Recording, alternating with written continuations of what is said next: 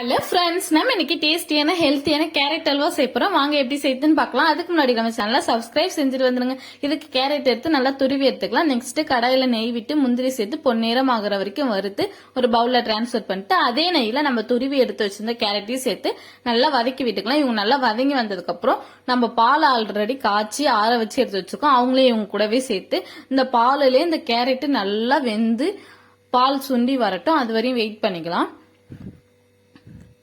இந்த அளவுக்கு சுண்டி வந்ததுக்கு அப்புறம் இவங்க கூட ஒரு பிஞ்ச் அளவு உப்பு, இவங்களுக்கு தேவையான அளவு சர்க்கரை சேர்த்து நல்லா மிக்ஸ் பண்ணி விட்டுக்கலாம். சர்க்கரை நல்லா மெல்ட் ஆகி நல்லா கெட்டியாகிற வரையும் வெயிட் பண்ணலாம். இவங்க கூடவே இப்ப 1/4 ஸ்பூன் அளவு ஏலக்காய் தூள் சேர்த்துட்டு நல்லா மிக்ஸ் பண்ணி விட்டுக்கலாம். நல்லா கெட்டியாக ஆரம்பிச்சிட்டாங்க.